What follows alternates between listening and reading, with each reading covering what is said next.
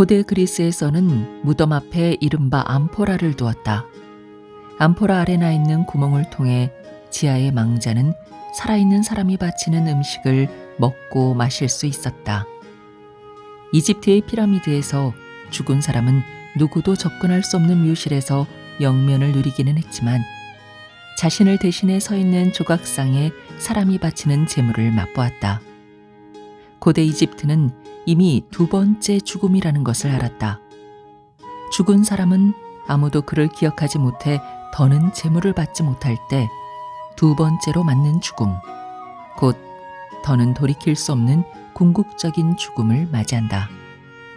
절로 옷깃을 여미게 만드는 숙연하고도 아름다운 발상이다. 죽은 사람은 우리의 생각 속에서 우리 곁에 머무른다. 우리는 죽은 이가 계속해서 존재하는 통이다. 우리가 그를 우리 안에 담고 다니는 한 죽은 이는 삶 속에 현존한다.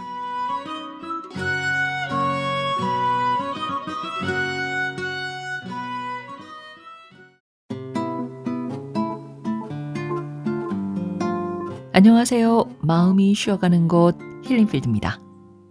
오늘 준비한 책은 스벤 슈틸리히의 존재의 박물관입니다. 박물관에 가면 우리는 평소보다 조금 더 천천히 걷게 되죠. 유리창 너머 전시물 하나하나를 가만히 들여다보면서 저 사물에는 어떤 주인이 있었을지, 또 어떤 시간이 담겨 있을지 저마다의 생각에 잠기곤 합니다. 이 책의 저자 스벤 슈틸리히는 우리의 일상도 그렇게 바라봅니다. 마치 박물관의 전시물을 관찰하듯 우리 주변의 아주 사소한 풍경들을 오래도록 바라보고 그 안에 깃든 의미를 하나하나씩 복원해내죠. 사실 이런 시선이 누구에게나 익숙한 습관은 아닐지도 모릅니다. 그런데 제게는 너무나 공감되는 부분이 많아서 저자가 매우 친근하게 다가왔습니다. 저도 저자와 비슷하게 주변에 쓸데없이 관심이 많은 편이에요. 우연히 길거리에 덩그러니 떨어진 키링을 보면서도 이 키링은 선물 받은 것이었을까? 아니면 본인이 직접 산 걸까? 그 주인에게 얼마나 소중한 물건이었을까? 혼자 이런 생각에 잠기곤 합니다. 어느 날은 버스 정류장에 놓인 마시다만 커피를 보면서 그 사람의 바빴던 아침을 상상해 보기도 하고요. 오래된 나무나 옛날 집, 고궁 같은 곳은 그 곁을 스쳐 지나간 수많은 사연들이 묻어있는 장소라서 제가 특히 좋아하는 공간이기도 합니다.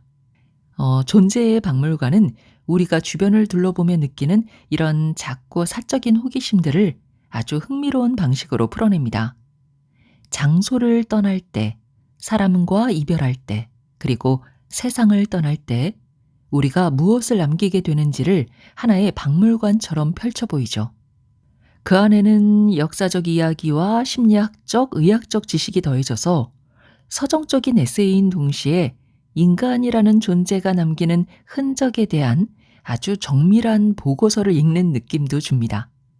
오늘 저는 이 책 속에서 특히 제3부에 있는 우리가 세상을 떠날 때 무엇이 남는가라는 질문에 함께 머물러 보려고 합니다. 삶의 끝에서 남는 것은 과연 무엇일까요? 우리는 어떤 흔적으로 기억되게 될까요? 매번 소개할 책을 고르고 녹음을 하고 영상을 편집하면서 제가 수십 번 생각하게 되는 질문이기도 합니다. 과연 저자가 정말 전하고 싶은 메시지를 이 영상에 제대로 담아낼 수 있을까?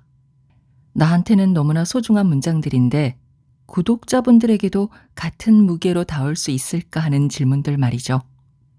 어쩌면 이 고민 자체가 제가 이 영상을 통해 여러분께 남기고 싶은 하나의 흔적인지도 모르겠습니다.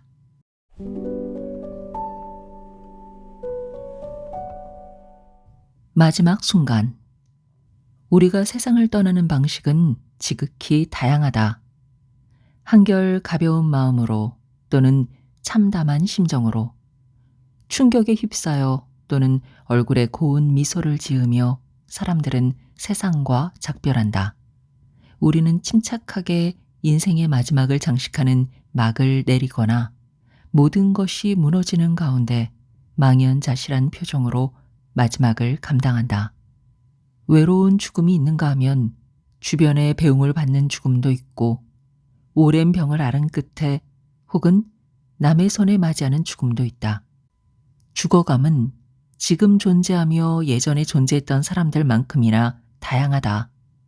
방식의 다양함에도 변치 않는 사실은 언젠가는 죽음이 우리를 사로잡는다는 점이다. 언제가 되었든 죽는다는 것은 누구나 아는 사실이다. 또 죽음으로 먹고 사는 산업도 다양하기만 하다.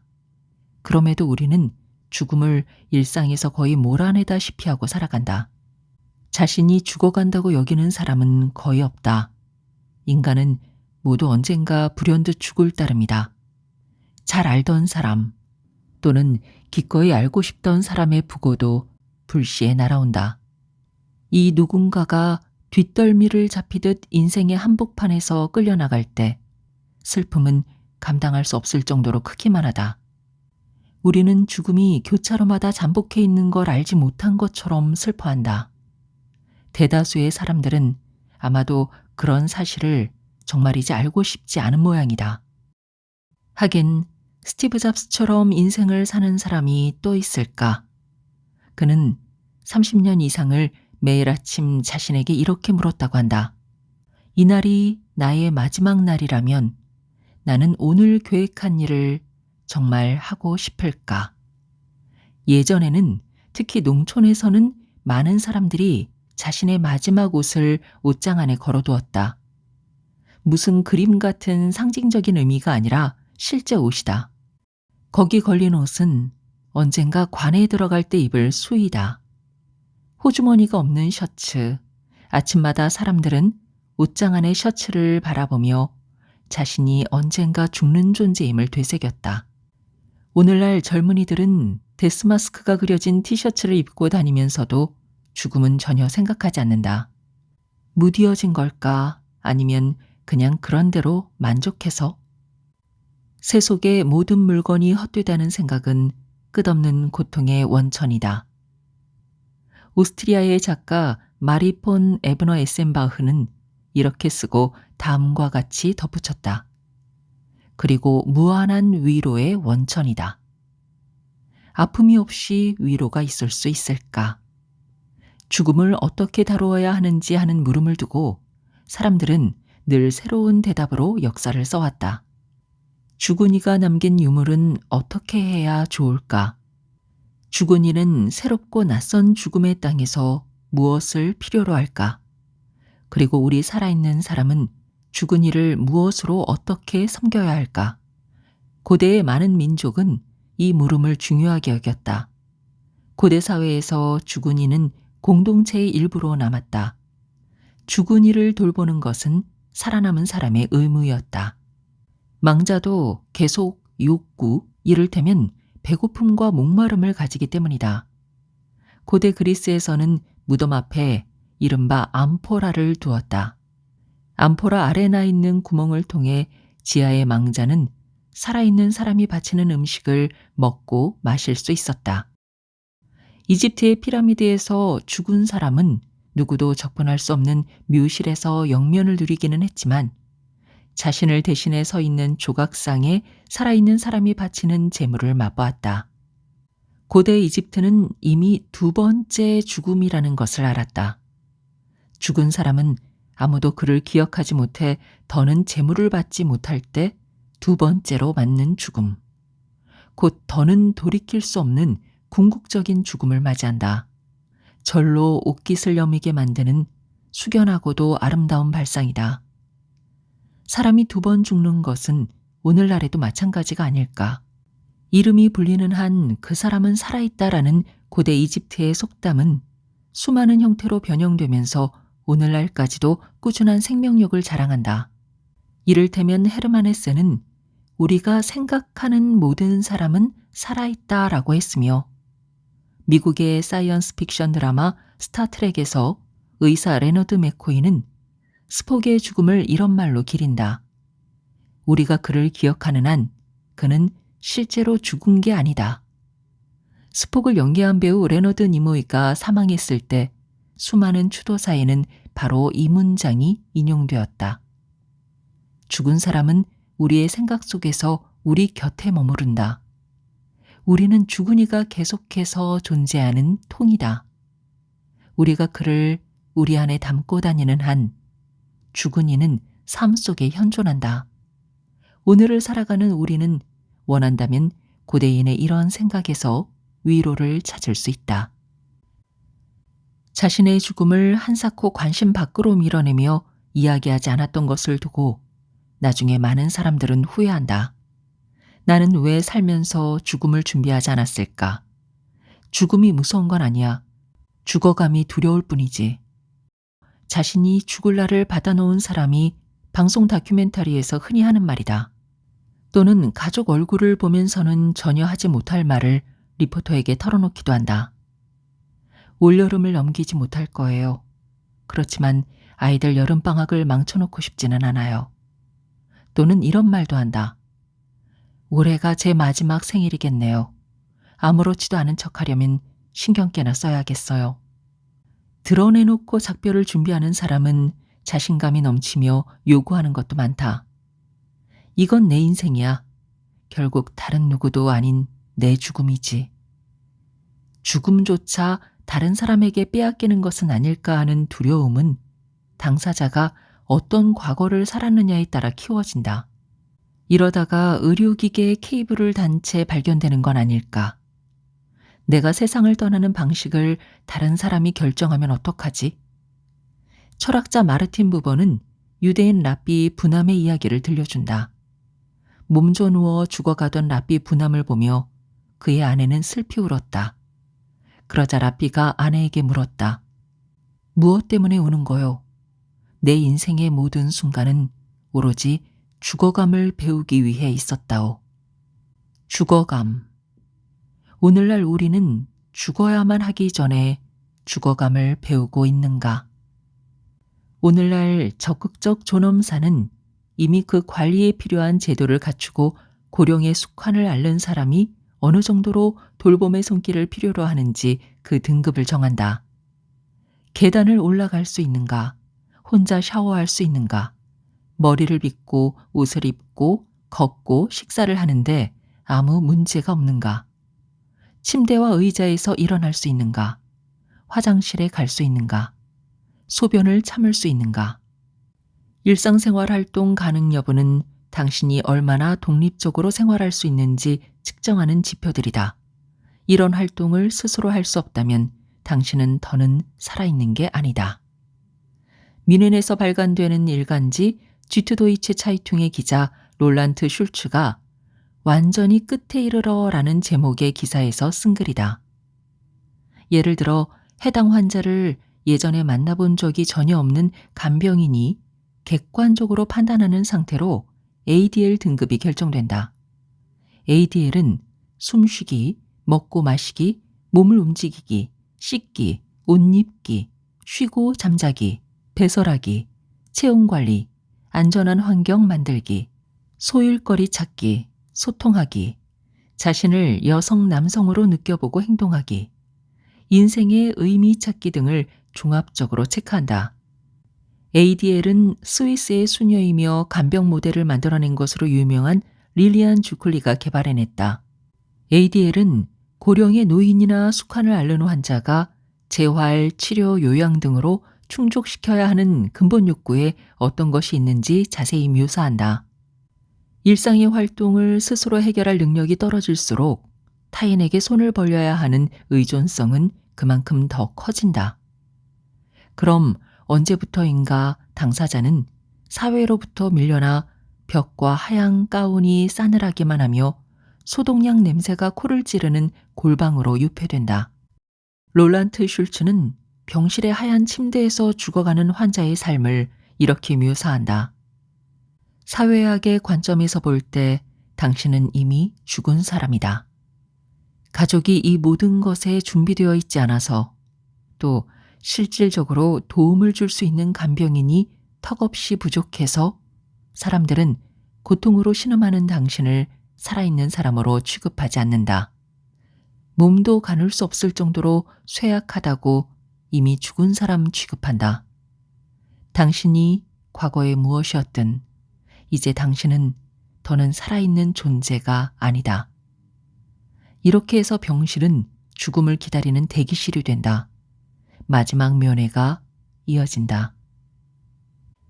중증 환자의 고통을 덜어주는 완화의학 분야의 전문 간호사 브로니 웨어는 몇 년 전 죽음을 목전에 앞둔 사람이 인생을 돌이키며 가장 후회하는 게 무엇인지 정리한 책을 썼다.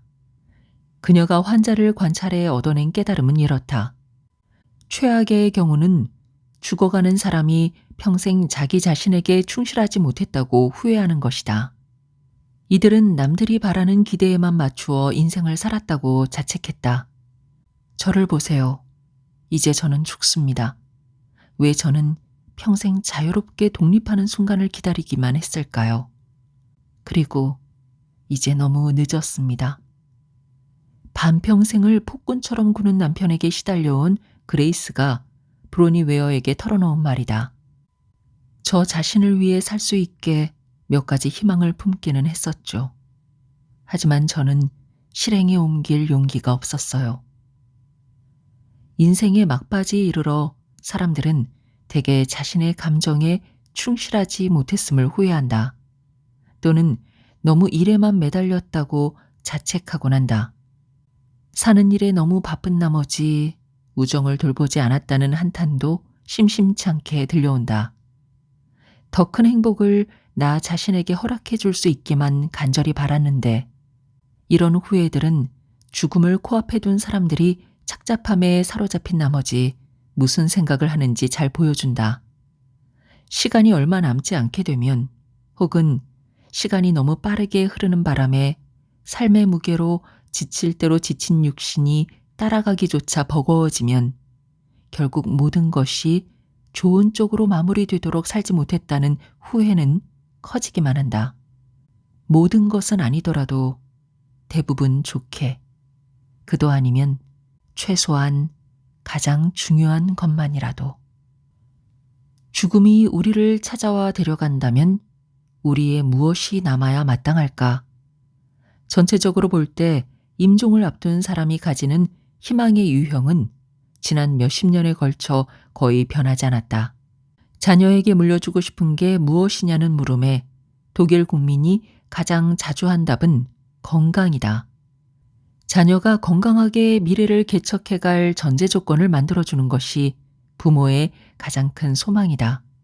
그 다음으로 중요하다고 답한 것은 경제적 안정이다.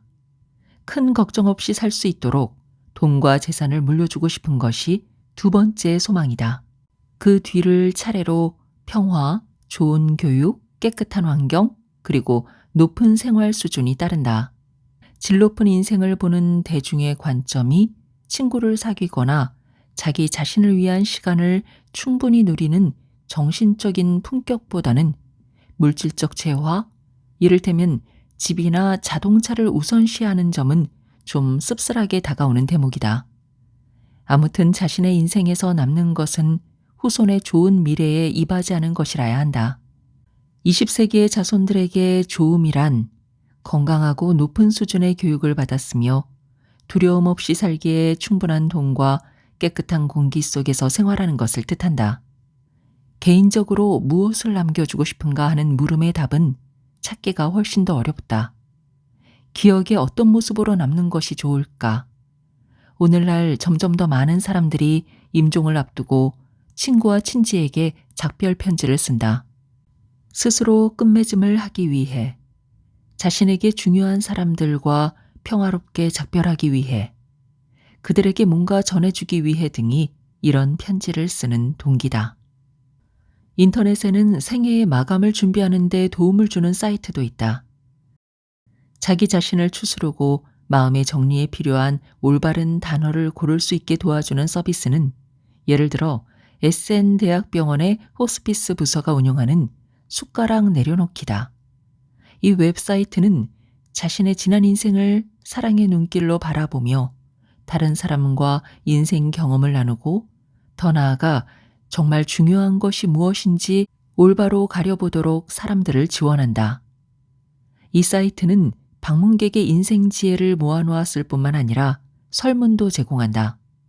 이 설문은 한번 채워보면 좋을 정도로 내용이 알차다. 지금껏 살아오며 겪은 경험 가운데 특히 자부심을 가지는 아주 중요한 사건, 성과 또는 행위는 무엇인가? 또 이런 문항도 있다.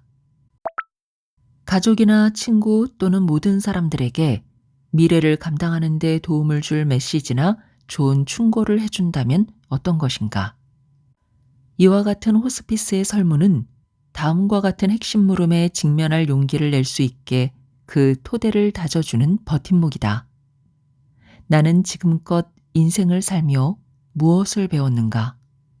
이 배움은 다른 사람들의 가슴에 울림을 줄 수 있을까? 네, 지금까지 청미에서 펴내고 김이상이 옮긴 스벤 슈틸리히의 존재의 박물관이었습니다. 이 책은 크게 1부, 2부, 3부로 나뉘어 있는데요.